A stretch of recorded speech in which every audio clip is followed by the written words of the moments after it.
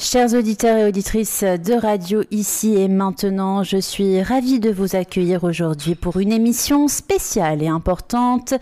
Il y a un an, nous avons été témoins à travers le monde de la tragique perte de Mahsa Amini, une jeune femme courageuse qui a perdu la vie en Iran en raison d'un voile mal porté alors qu'elle aspirait à la liberté et à la justice en Iran. Alors aujourd'hui, nous avons le privilège et l'honneur de recevoir une invitée spéciale, une voix qui porte l'espoir et la détermination du peuple iranien pour un avenir meilleur. Nous accueillons aujourd'hui sur Radio Ici et Maintenant Ngome Yahyozadeh, porte-parole du collectif Soulèvement National Iranien. Elle est avec nous par téléphone pour discuter cet après-midi de la manifestation mondiale en soutien au peuple iranien qui aura lieu le 16 septembre prochain. Notre invité partagera avec nous l'importance de cette manifestation, l'aspiration du peuple iranien à la liberté et à la justice, ainsi que la mémoire de Mahsa Amini qui continue d'inspirer des actions en faveur du changement en Iran. Notre invité Ngome est une figure du mouvement français de soutien au soulèvement iranien, une réfugiée politique toulousaine depuis 2017 qui rêve d'un Iran débarrassé de la République islamique. Ngome, bonjour et bienvenue sur Radio Ici et Maintenant. Je vous remercie pour votre invitation et organiser cette mission pour qu'on puisse encore une fois être la voix du peuple iranien et notre cher pays à travers du monde ici et partout. Merci à vous d'en parler avec nous aujourd'hui. Ngome, pour commencer, pouvez-vous nous parler de votre parcours? Comment vous êtes-vous retrouvé réfugié politique en France? Pourquoi avez-vous quitté l'Iran? Alors, réfugié politique iranien, c'est peut-être une phrase qu'on entend plus en plus récemment en dehors d'Iran, parce que la situation politiquement en Iran, c'est vraiment catastrophe aujourd'hui. Plus ça passe de l'arrivée de République islamique, plus vivre en Iran, ça devient insupportable pour les Iraniens. Donc la situation religieuse et politiquement a été on était tellement en pression, on va dire, que par la famille, même moi-même, par les activités politiques qu'on faisait, petit à petit, la situation devenait très très dure. Et on était obligé complètement de quitter le pays avant qu'il nous arrive quelque chose de plus grave, la peine de mort ou rester en prison pendant je ne sais pas combien de temps. Donc on a décidé complètement de partir et s'exiler en France. Et donc c'est depuis 2017 que vous êtes en France. J'ai entendu dire que vous allez peut-être quitter Toulouse pour venir à Paris, n'est-ce pas?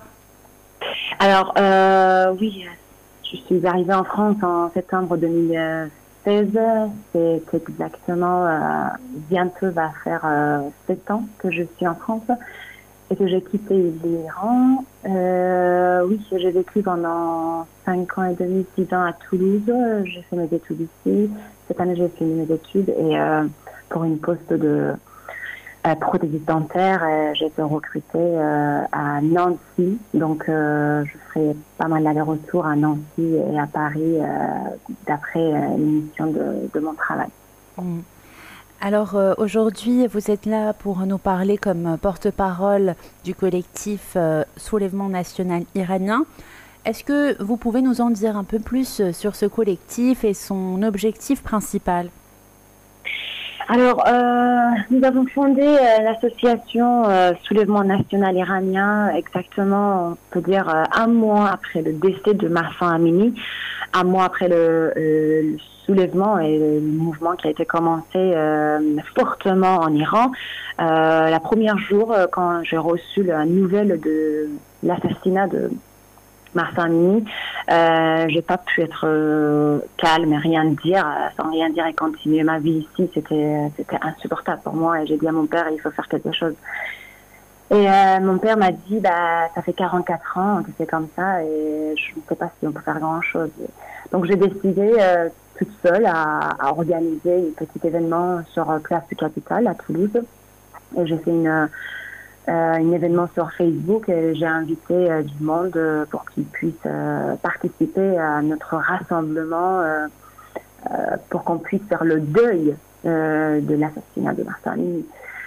Et ce soir-là, on a reçu une centaine de personnes et également beaucoup d'élus locaux de Toulouse qui étaient bien présents, ils nous ont bien soutenus. Et quand on a vu à quel point la répression continue jour après jour, on s'est dit que ce ne sera pas possible de baisser les bras et passer à côté. Donc on est devenu une groupe, plusieurs personnes qui m'ont rejoint. Et on a décidé ensemble de créer une association pour qu'on puisse à la fois avoir plus d'influence sur les réseaux français et faire plus entendre la voix du peuple iranien à travers notre association au gouvernement français. Alors, comme le disait votre père lors de cet échange que vous avez eu suite au décès de Mahsa Amini, ça fait environ 44 ans que, en effet, le régime de la République islamique est en place et puis que cette répression à l'égard de la population iranienne est en place, notamment des femmes iraniennes, d'autres personnes qui ont pu perdre la vie pour ne pas avoir respecté les règles de la République islamique. On en a peut-être aussi entendu parler, mais cela n'a pas forcément fait autant de bruit que ce qui s'est produit donc l'année dernière. Pourquoi pensez-vous que le décès de Mahsa Amini a suscité et a créé cette révolte et que certains appellent révolution en Iran, alors que eh bien, ce genre de choses existait déjà en Iran? Alors, les Iraniens n'ont jamais accepté depuis des années, depuis des siècles, j'ai envie de dire, l'oppression. Et ils étaient toujours en combat, toujours face à depuis 44 ans, face à un régime islamique, on va dire, et peut-être même d'après l'islam a été rentré, ça fait 1400 ans, 402 ans, l'islam a été rentré en Iran, et je peux dire tout franchement que même à ce moment-là, ça fait 1402 ans que certains Iraniens sont toujours ils sont toujours affrontés par la religion islamique même. Aujourd'hui, c'est moins le cas parce que c'est complètement intégré l'islam, on va dire, en Iran. Il y en a qui sont pas forcément conscients qu'ils sont nés musulmans et qu'on est obligé d'accepter l'islam. Mais par contre, après le régime islamique, après l'arrivée du régime islamique en Iran en 1979,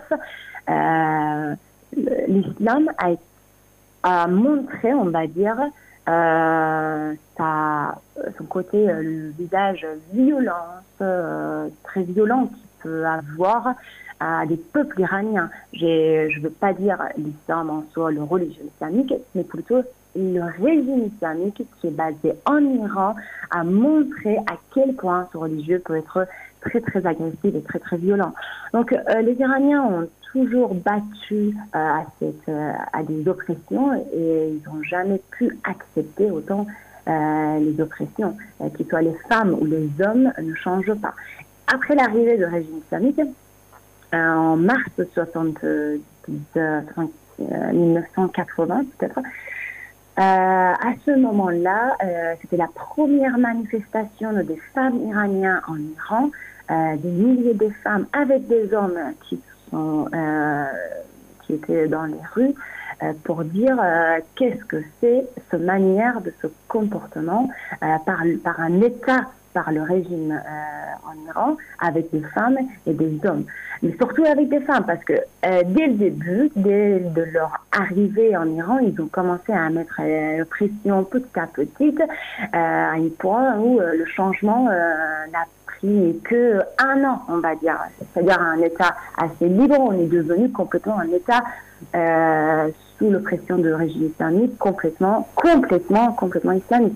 Un mélange de gouvernement et le régime islamique. Donc ça, c'était toujours très dur pour certains d'accepter. C'est pourquoi il y a beaucoup de monde, beaucoup d'Iraniens qui sont partis à ce moment-là. Ils n'ont pas pu supporter ce changement agressif. Et il y en a qui ont resté, qui se sont battus, mais toujours il y avait de nombreuses personnes iraniennes qui ont fui de l'Iran parce que la situation en Iran c'était trop compliquée. Donc petit à petit, à chaque élection, il y avait le monde était dans la rue, il y avait des grandes manifestations, mais c'était plutôt pression, de violence physique qui n'a jamais permis au peuple iranien d'arriver à leur victoire.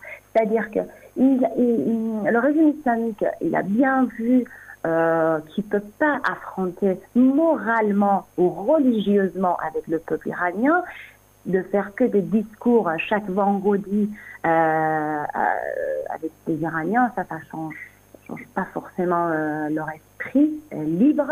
Donc il a commencé à faire des violences physiques. Donc à chaque élection, on peut dire il y avait des grandes manifestations, grandes voix du peuple iranien qui ne voulaient pas continuer avec ce régime islamique, mais la violence physique n'y a pas permis. Et c'est toujours le cas jusqu'à aujourd'hui, c'est-à-dire 44 ans, chaque 5 ans, chaque 6 ans et chaque 2 ans après, chaque 1 an, chaque 6 mois. Et aujourd'hui, depuis 1 an, on est arrivé à se battre dans le combat avec le régime islamique, à affronter avec le régime islamique chaque jour et chaque seconde. Parce que les gens en Iran, ils ont vraiment mal à avoir leur premier besoin de vie. C'est-à-dire que les premières choses dont on a besoin pour exister et pour vivre, ils n'existent pas en Iran. C'est-à-dire le régime islamique, ils ont complètement pris tout ce qu'un être humain a besoin pour vivre et pour continuer. Donc, ça, c'est aussi une autre manière de pression que le régime islamique peut mener, on va dire, entre le peuple iranien. Et il met l'oppression pour pouvoir gouverner toujours et toujours. C'est-à-dire que plus il y a de violence, plus le peuple iranien, ils ont peur, ils disent « Ok, peut-être qu'on va perdre notre enfant, notre fils, mon mari, ma femme, donc, ok, j'ai que des œufs à manger, c'est pas grave. J'ai pas des viandes à manger, c'est pas grave. » Donc, parce que si je vais me manifester pour avoir du riz et la viande, je fais un exemple assez drôle, je suis désolée, mais c'est exactement, c'est tristement comme ça. Je vais pas me battre à me manifester pour avoir du riz dans la rue, donc j'accepte de manger des os, même pas peut-être que du pain tous les jours, mais par contre j'ai tellement peur de me manifester que je pars pas dans la rue pour me manifester. Donc c'est pas grave.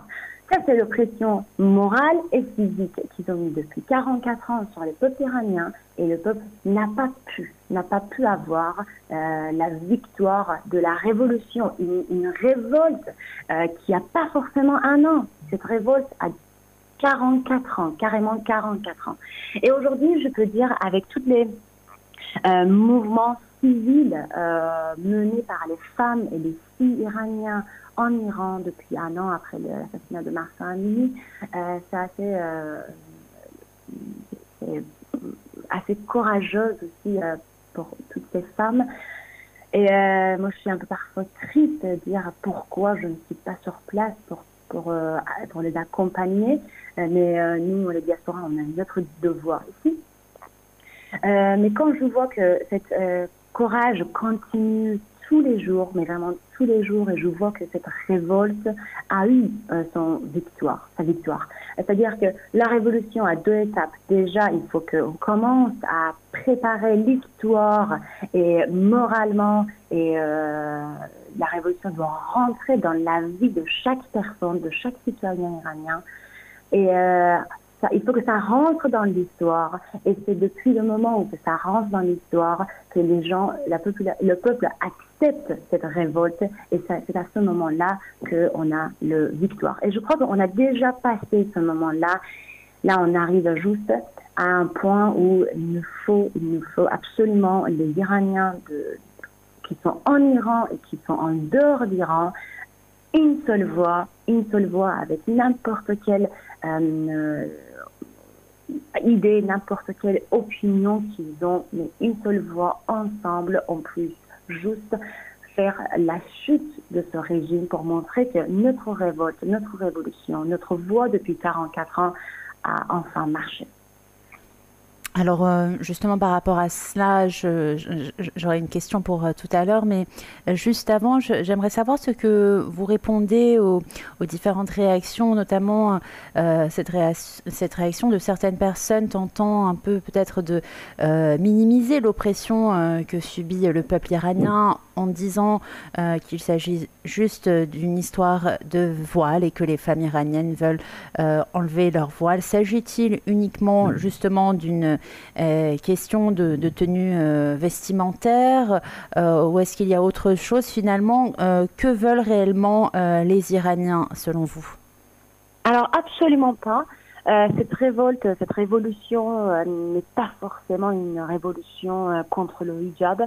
Bien sûr, ça a été commencé, le soulèvement, on peut dire depuis un an, ça a été commencé par le mouvement de femmes en disant non au hijab obligatoire, bien sûr, mais c'était une étincelle, on va dire. C'est-à-dire que l'arrivée de l'assassinat de Mahsa Amini et l'histoire de hijab et toutes les filles qui ont été assassinées après pour enlever leur hijab, une hijab obligatoire en Iran, c'était une étincelle, c'est-à-dire que le peuple, la révolution, le mouvement a été commencé depuis des années par la pauvreté que le régime islamique a ancrée dans le sang, dans la vie des Iraniens, et enfin pris le feu en fait. Aujourd'hui, ça a pris vraiment le feu il y a un an, et les Iraniens ils veulent plus continuer, et pas forcément pour le hijab obligatoire et pas forcément pour le tenue tenue vestimentaire. Ce n'est pas forcément une histoire de hijab ou comment on s'habille. C'est-à-dire que si la manière de s'habiller en Iran change, le hijab sera plus obligatoire, on va dire, en Iran, et que le régime islamique reste toujours en Iran, ça va résoudre aucun problème du population iranienne. Ça résout absolument pas la problématique qui existe toujours en Iran. C'est-à-dire que le peuple, ça c'est un côté, le hijab obligatoire, c'est aussi une pression, c'est-à-dire que je décide à la fois pour toi qu'est-ce que tu dois porter, et c'est tout. Point. Donc c'est une façon de dictature, mais c'est qu'une seule image d'une dictature. C'est pas tout l'image d'une dictature. C'est-à-dire une dictature qui dit moi je te force à mettre le hijab, il y a forcément des autres côtés, des autres images sur les autres choses à forcer le peuple à accepter ce qu'il souhaite, ce qu'il veut. Donc le hijab obligatoire, le tenue vestimentaire, le choix des tenues ou le hijab pour les femmes et les Iraniens, c'est le problématique pour les femmes iraniennes, bien sûr. Mais par contre, la pauvreté qui existe, plus en plus, chaque jour plus qu'hier en Iran, le niveau alimentaire, le niveau manque d'eau, c'est-à-dire qu'on est un pays hyper riche, on a de l'eau, on a du gaz, mais tant que le peuple, les Iraniens même, les citoyens iraniens, n'utilisent pas leurs propres sources, ce qu'ils ont vraiment dans leur pays, ils ne l'utilisent pas, ils n'en profitent pas. Ça veut rien dire de dire qu'on a.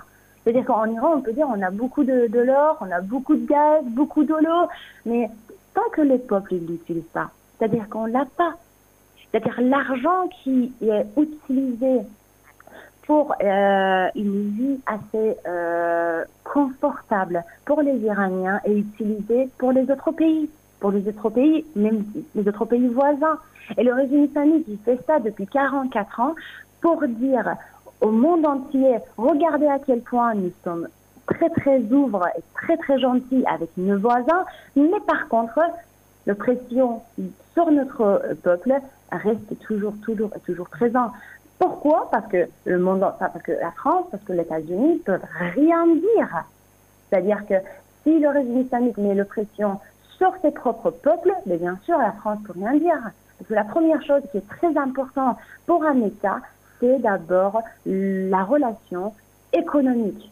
Donc, tant que la relation économique continue toujours pour un pays, donc le pays ne dit rien. Mais le moment où la relation économique commence à avoir un problème pour la France, par exemple, je fais l'exemple, c'est à ce moment-là que peut-être le gouvernement français dit c'est une alarme à la fois pour le gouvernement français, dire ok, ça commence à être un peu compliqué parce que on a mal à avoir des relations économiques aussi avec le régime islamique, je ne peux pas dire l'Iran, avec le régime islamique, donc c'est à ce moment-là peut-être qu'on peut aider le peuple iranien à changer le régime ou quoi que ce soit.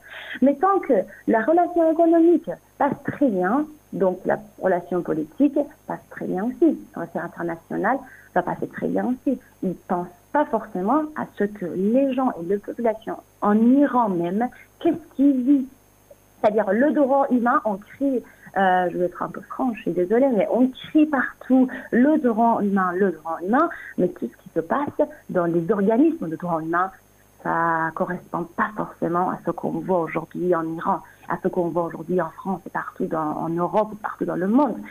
C'est-à-dire qu'on voit à quel point la répression est forte, très très forte en Iran. Mais qu'est-ce qu'on a fait pour ce peuple? C'est-à-dire que l'assassinat de Mahsa Amini a été il y a un an, et il y a quelques jours, il y a son oncle aussi qui a été emprisonné à nouveau. Et il y a sa famille qui est en oppression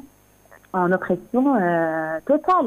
Et ça correspond exactement à tous les prisonniers et toutes les victimes d'après la révolution de femmes de liberté, la révolution en Iran. Donc, c'est-à-dire que ça change pas si le hijab obligatoire ou soit par le choix des peuples ou ça va être retiré le hijab obligatoire. Ça va pas changer grand-chose pour le peuple iranien et la pauvreté qu'il vit aujourd'hui. Alors, vous espérez donc la chute de la République islamique. Comment est-ce que cela peut être réalisable en dehors de ce que vous nous expliquiez de la solidarité et l'union des Iraniens de tous bords à travers le monde? Comment peut-on concrètement voir la chute de cette République islamique? Alors, comme vous l'avez dit, ils ont l'air d'être assez coriaces, prêts à tout pour rester. Et la communauté internationale ne semble pas vouloir voir peut-être un Iran évoluer libre et retourner donc à ses origines et racines, une civilisation qui aspire à la liberté et l'égalité. Comment, mis à part cette union des Iraniens à travers le monde, peut-on espérer voir la fin de ce régime? Alors, je vais dire peut-être très courte, tous ensemble, il faut qu'on soit une seule voix, mais vraiment une seule voix, avec n'importe quelle idée, n'importe quel parti dans lequel nous sommes, n'importe quelle idéologie, si on le croit ou pas, n'importe quel religieux. Il faut qu'on va avoir une seule voix ensemble, les Iraniens en dehors d'Iran, les diasporas iraniens, qu'aujourd'hui peut-être ça peut créer un petit peu l'opposition, une énorme opposition de régime islamique en dehors d'Iran, doivent avoir une seule voix tous ensemble. C'est-à-dire que le moment où on ne soit pas tous d'accord, les Iraniens, qu'est-ce qu'on veut vraiment, qu'est-ce qu'on souhaite avoir vraiment pour notre pays, c'est le régime islamique qui gagne. Donc, la seule chose qui peut nous sauver, la seule chose qui peut nous amener à la victoire de cette révolution, parce que la révolution a été déjà faite, la seule chose qui peut nous avoir approché à la victoire, c'est vraiment tous ensemble, on ferme les yeux et on donne la main à l'autre personne, qu'il soit droite, gauche, monarchie, communiste, n'importe quoi.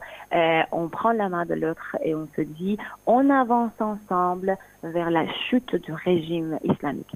Donc, la seule chose qui peut nous sauver, c'est vraiment qu'on ferme les yeux sur ce qui peut être l'autre personne en tant personne, en tant personnage, je veux dire, et sans penser à ce qu'il pense, sans penser à ce qui se passe peut-être dans sa tête, mais on regarde juste où elle va, où il va, et on prend le chemin ensemble, parce qu'on sait que dans tous les cas, on veut une seule chose tous, on veut la chute du régime islamique. Donc, pour arriver plus vite à ce qu'on veut, c'est être une seule voix, tous ensemble, pour la chute du régime islamique.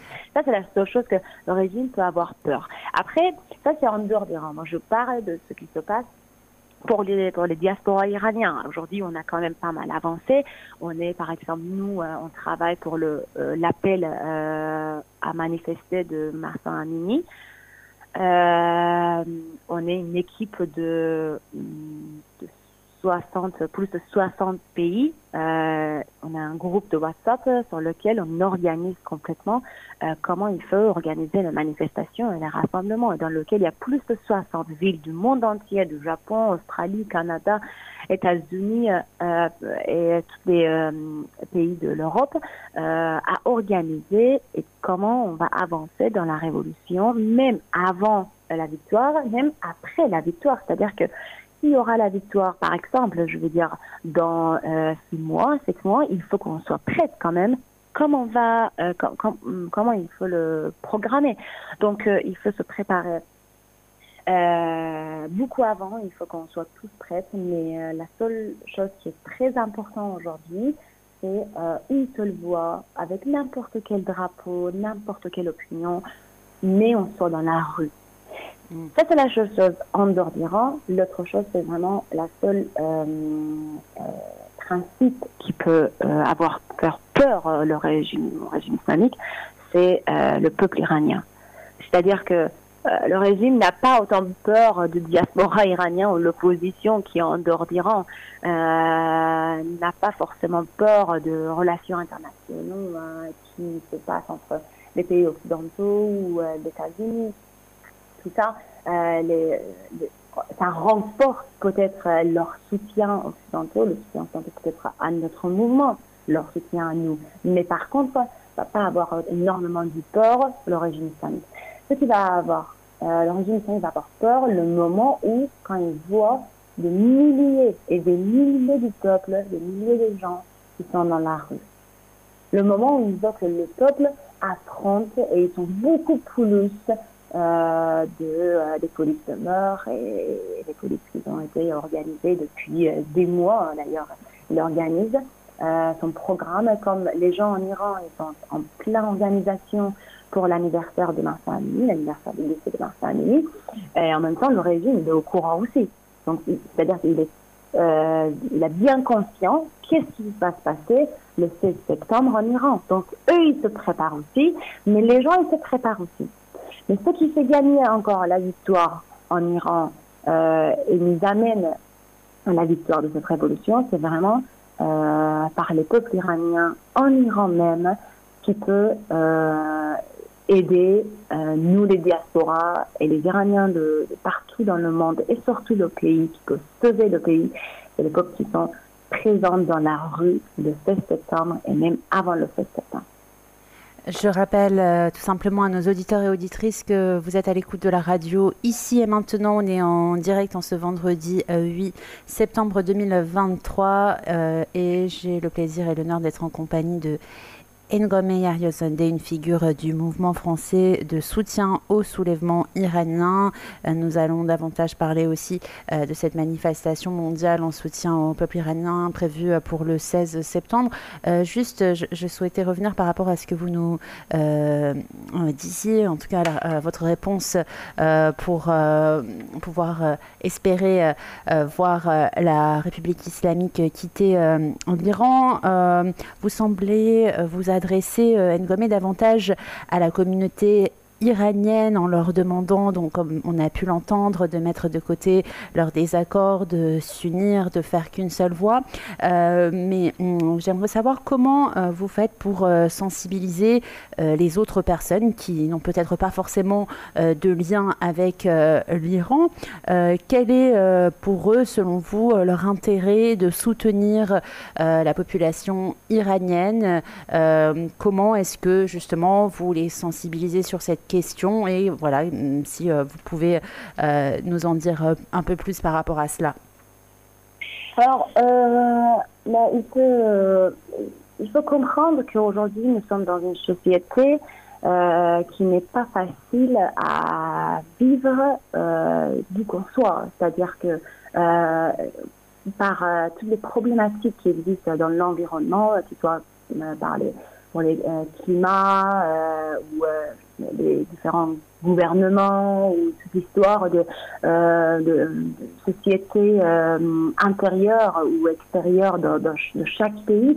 En tout cas, nous ne sommes pas tranquilles aujourd'hui dans n'importe quel pays, mais par contre,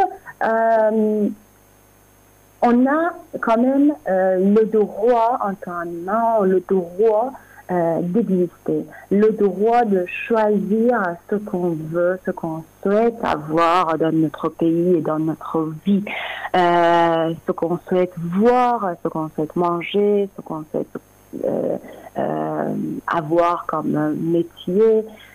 Donc, quand la liberté, en tant sa propre mot, d'être libre n'existe pas, mais qu'il soit sur le vestimentaire, qu'il soit moralement, qu'il soit dans la tête, ou même pour manger, ou décider où y aller, où il faut y aller, Donc pour tout ça, c'est vraiment une décision qui vient de la part de nous-mêmes, et on sait pourquoi on le choisit, on continue. Je dis ça parce que c'est quelque chose de très très simple. On revient sur l'assassinat de Mahsa Amini. Le jour où Mahsa Amini a décidé de partir de sa ville pour aller à Téhéran et visiter la ville où elle voulait commencer ses études, ce jour-là a été un grand jour triste pour ses parents et pour elle, pour la famille et pour l'Iran, pour un Iran. C'est-à-dire que tu ne décides pas, tu ne peux pas décider où y aller, tu ne peux pas décider comment tu peux te présenter, c'est pas à toi de décider qu'est-ce que tu dois faire et tout. C'est-à-dire que c'est une signe, c'est pas simplement, elle était dans la rue, donc les polices de mœurs, ils l'ont récupérée et ils l'ont fait rentrer dans la voiture, un coup de tête, du coup, voilà, elle a été morte. C'est pas si simple que ça. C'est-à-dire que le régime islamique, tout ce qu'elle fait, il sait très bien où il va et il choisit à notre place. Donc cette liberté n'existe pas. Il faut juste simplement, nous, ce qu'on fait en France, il faut simplement faire comprendre à quel point quand tu n'as pas cette liberté, quand tu t'exprimes en tant que chanteur, ce que tu vois par tes populations dans ton pays, tu es vite emprisonné. Ce que tu t'exprimes en tant que réalisateur, tu le mets en image, tu es vite prisonnier. Ce que tu exprimes en tant que familles, des victimes qui ont tué leurs enfants et qui font le deuil, mais que tu es prisonnier. Tout ça, c'est que la liberté basique, la liberté très très très très basique en Iran n'existe pas. Donc il faut vraiment faire comprendre ça à des Français, même à des Iraniens qui sont en France ou en Europe, où ils sont partis d'Iran depuis des années et qui ne se sentent pas forcément très sensibles au sujet d'Iran, le mouvement en Iran, mais il faut faire comprendre à eux que cette liberté vous a pas vous n'avez pas pu avoir cette liberté non plus à un moment donné dans votre vie. C'est-à-dire que la France a passé la Renaissance, a aussi fait la Révolution française, pareil dans les autres pays occidentaux ou même aux États-Unis, même dans le Moyen-Orient, même tout ce qui se passe aujourd'hui dans le Moyen-Orient. Peut-être qu'il n'y avait pas forcément une révolution qu'on l'appelle une révolte, qu'on appelle une révolution, mais il y avait beaucoup de changements qui a évolué la population de chaque pays. Mais aujourd'hui, cette liberté, il faut les montrer d'où ça vient et pourquoi vous les avez aujourd'hui et pourquoi nous, on ne l'a pas aujourd'hui. Donc, il faut vraiment montrer d'après les images, d'après les affiches, d'après les vidéos, d'après les paroles, d'après les discours, et surtout dire à des gens qui sont en Iran, il faut dire ça va arriver vite à votre famille aussi. Il y a certains Iraniens en Iran qui se réagissent pas, on va dire. Certains Iraniens, qu'on va dire, ils ne considèrent pas ce qui se passe encore dans le pays. Donc, il faut aller les chercher et dire petit à petit, cet malheur va venir et taper la porte de chez toi. Donc, essaye d'être sensible à ce qui se passe aujourd'hui dans le pays. Et je dis pareil à les diasporas iraniens et les Iraniens qui sont en dehors d'Iran. Et même les Français, même les gens du monde entier. C'est-à-dire que les dictatures, l'histoire tourne et les dictatures se déplacent. Donc aujourd'hui, si c'est en Iran, demain va changer.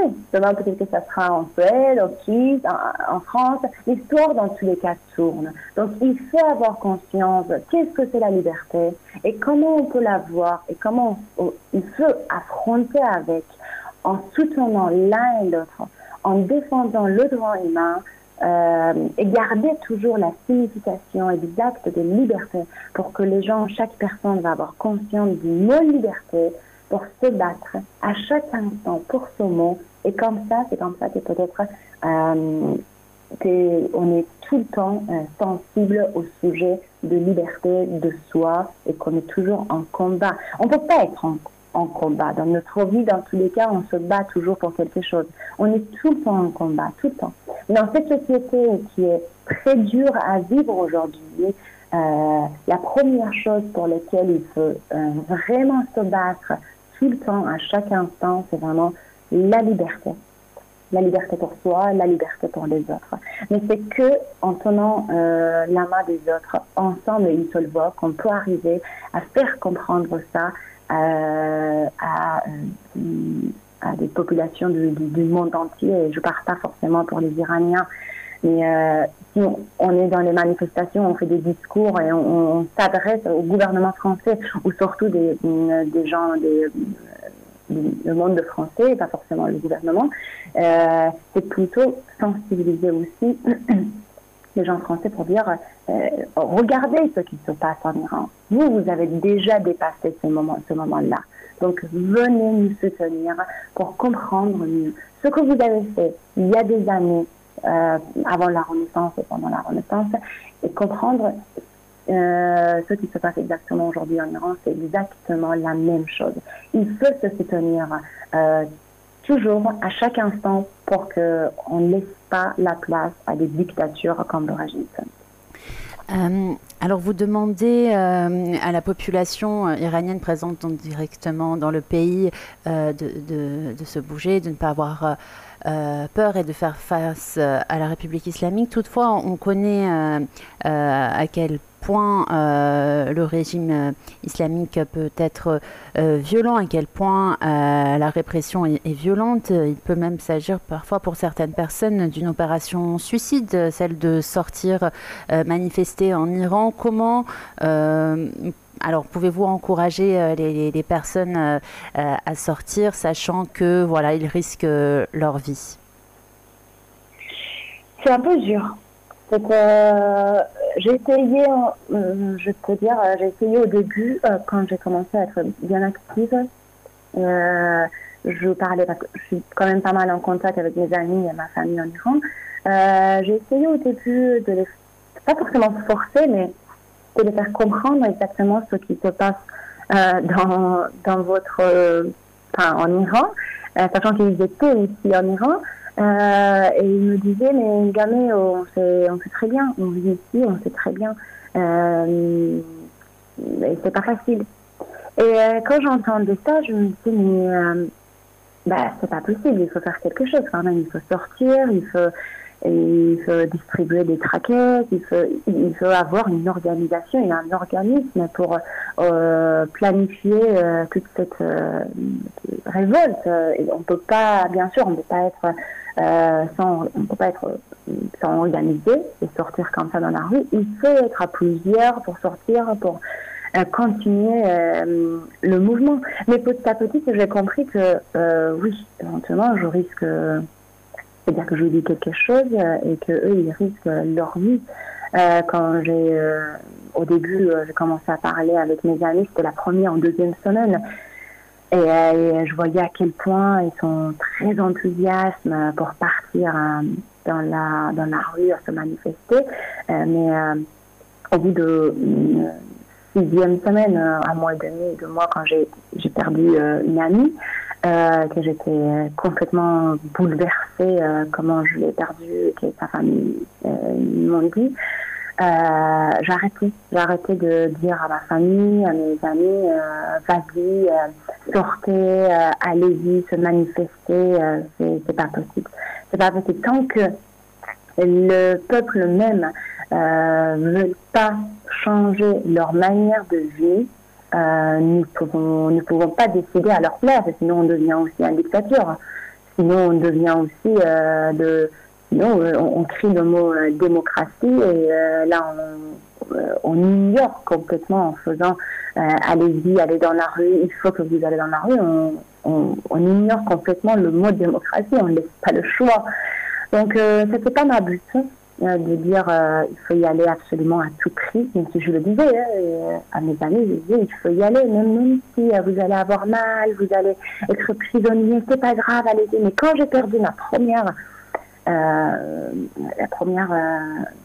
personne au début de la révolution, une amie à moi, j'étais très bouleversée et j'ai arrêté de leur dire continuez même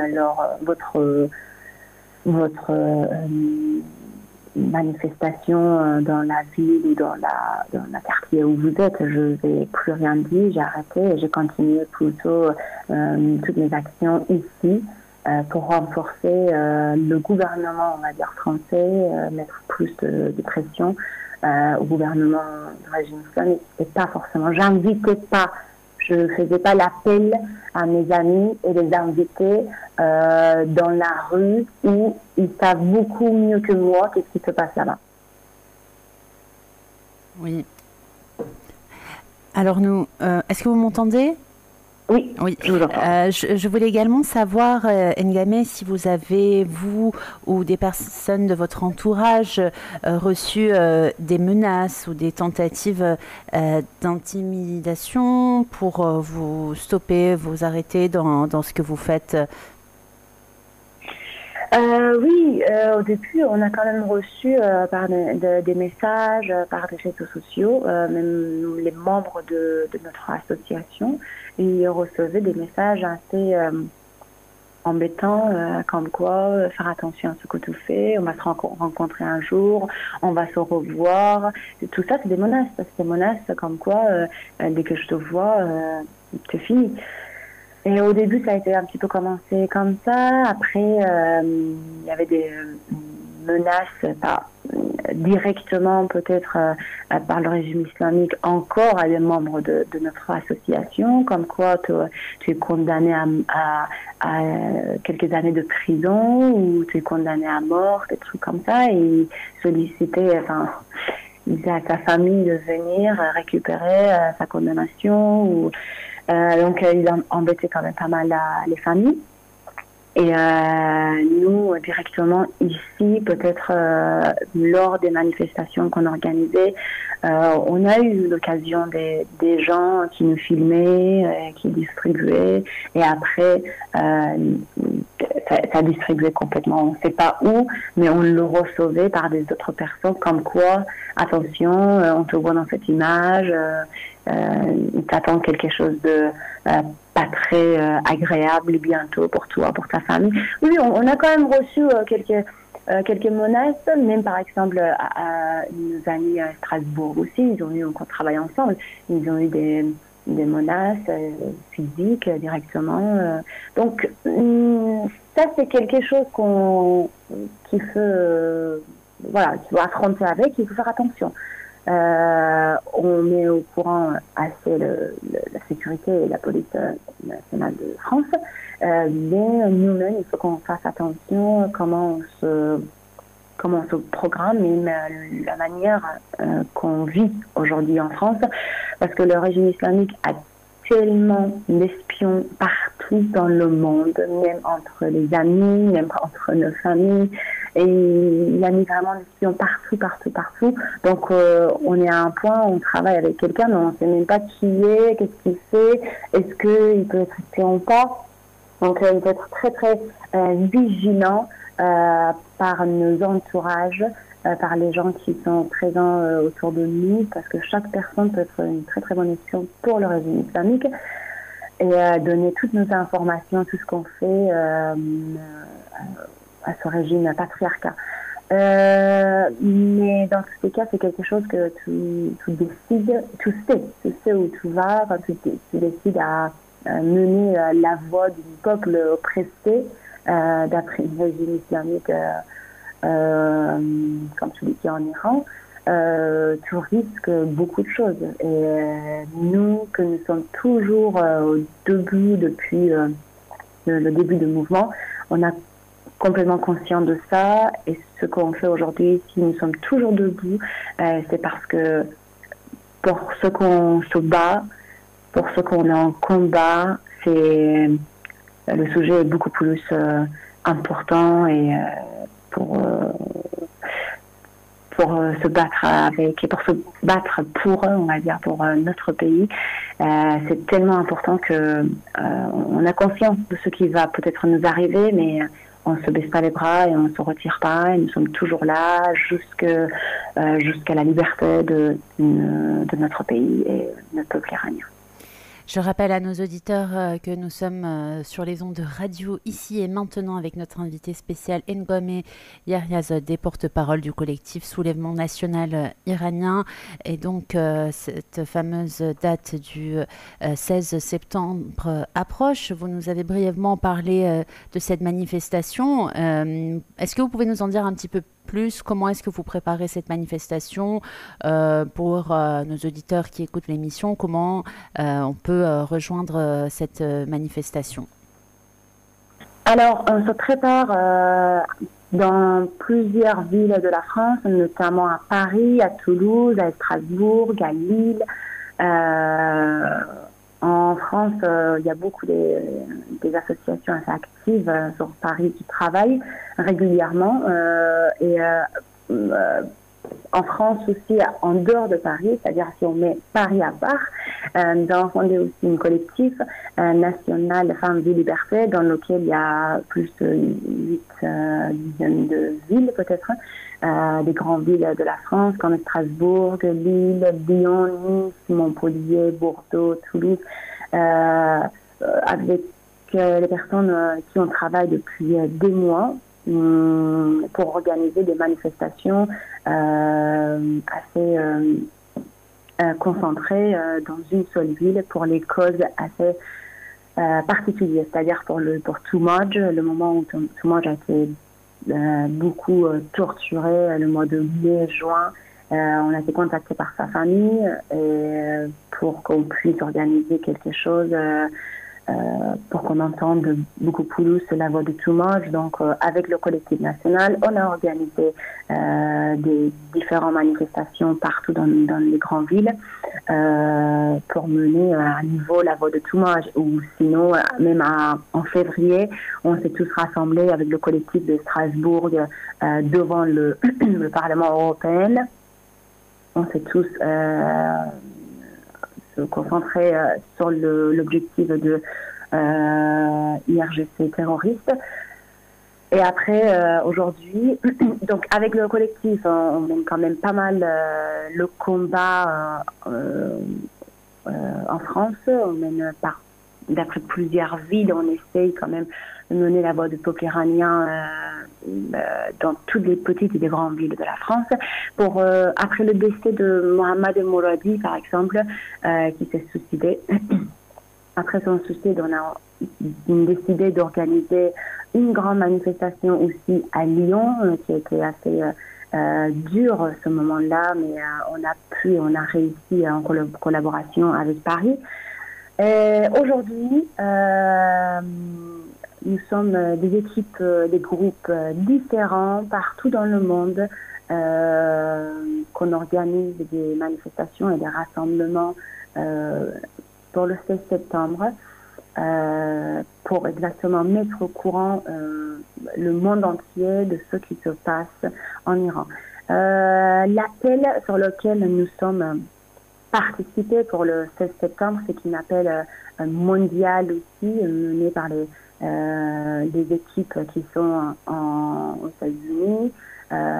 Donc ils se préparent, on se programme on a des réunions presque chaque 2-3 jours pour voir exactement qu'est-ce qu'on doit faire, quelque chose de très très unique, c'est très important. C'est-à-dire que chaque rassemblement, chaque manifestation qu'on fait, c'est très important d'avoir une seule image, donner une seule vision. Même si nous sommes plus de 60 villes dans le monde entier, en Australie, au Japon, à Los Angeles, à Vancouver, en France, on est plusieurs villes dans plusieurs pays différents, mais l'important c'est que à la fin, le jour de 16 septembre, nous donnons tous une seule image aux médias et au monde entier, et surtout aux peuples qui sont en Iran, c'est-à-dire les Iraniens qui sont sur place, pour leur montrer à quel point nous sommes là, nous le soutenons et on avance ensemble. Donc, être unis et faire toujours la même manière les choses, c'est très très important. Et on se prépare petit à petit pour le 16 septembre. Chaque personne a la mission, on va dire, chaque Iranien, sans dire que les Iraniens, chaque personne en tant qu'humain a peut-être la mission de porter la voix de la liberté. Et cette occasion les donne le 16 septembre de participer à la manifestation et le rassemblement des Iraniens partout, mais vraiment partout dans le monde, dans chaque ville et dans chaque grande ville, à participer et crier la même chose que les Iraniens crient pour leur liberté. Est-ce que vous pouvez nous dire comment est-ce qu'on peut retrouver les lieux de rendez-vous et l'heure de rendez-vous pour cette fameuse date dans les différentes villes de France et même ailleurs à travers le monde, puisqu'on a des auditeurs qui nous écoutent partout via le site de la radio? Bien sûr. Alors, à Paris, je crois que l'adresse n'est toujours pas finalisée, c'est-à-dire que d'après la préfecture, ça prend le temps, donc ils sont obligés de déclarer 3-4 jours avant la manifestation pour avoir le lieu exact. Et comme il n'y a pas qu'une seule manifestation pour les Iraniens ce septembre, il y aura sûrement plusieurs manifestations différentes. À Paris, sûrement, il y aura une manifestation organisée par un groupe apolitique qui organise un manif assez pour le peuple iranien, pour la nation iranienne en France. Et à Toulouse, nous on sait déjà l'adresse, on sait l'heure, c'est devant le métro Jean Jaurès à 16h le samedi 16 septembre. À Strasbourg et Lille aussi, certaines villes a été déjà, on sait déjà à quelle heure et c'est à quel endroit.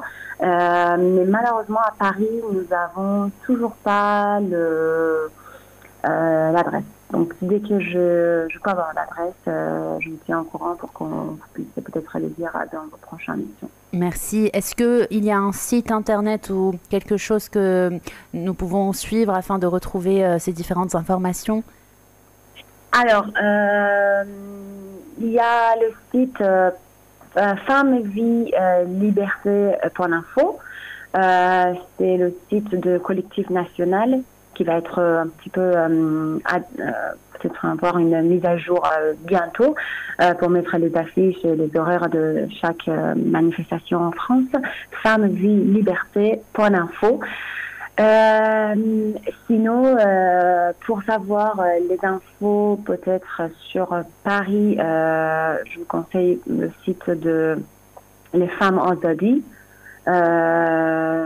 qui organise aussi la manifestation à Paris. À Toulouse, je peux vous donner le site où notre réseau social, c'est Soulèvement National Iranien, notamment dans le Instagram de Soulèvement National Iranien, on partage aussi également les horaires et l'endroit des autres manifestations qui sont dans les autres villes de la France. Donc vous pouvez suivre aussi notre site qui s'appelle Sous l'Iran Nation ou Soulèvement National Iranien sur Instagram. On va diffuser aussi dessous des appels à manifester de toutes les villes de la France. Merci beaucoup Ngomé. Souhaitez-vous rajouter autre chose? Je sais qu'il y a pas mal de questions différentes qu'on pourrait traiter et aborder, mais je pense que vous êtes limité dans le temps. J'espère que vous repasserez sur les ondes de radio ici et maintenant bientôt. Mais en tout cas, si vous avez envie de faire une conclusion, de partager un dernier message, eh bien on vous écoute. J'ai envie de dire, venez tous ensemble, une seule voix, dire ce qu'on veut vraiment au monde entier. La liberté a un prix, il faut payer le prix pour l'avoir. Donc venez le 16 septembre, samedi 16 septembre, partout dans le monde, essayez de participer à notre révolution, qui n'est pas forcément une révolution pour les Iraniens, mais qui est une révolution pour le monde entier, pour montrer qu'est-ce que c'est la liberté pour les femmes, pour les hommes, pour l'enfant et pour être humain. Femme, vie, liberté. Merci beaucoup Ngomé d'avoir accepté notre invitation. Bon courage pour la suite et à très bientôt sur Radio Ici et Maintenant. C'est gentil. Merci encore pour votre organisation, pour cette mission, pour qu'on puisse encore être la voix du peuple iranien. C'est très important de médiatiser plus possible avant le 16 septembre et inviter les gens à cette manifestation mondiale. Je vous remercie. Avec grand plaisir. Merci beaucoup. À très bientôt. Au revoir. Merci. Au revoir.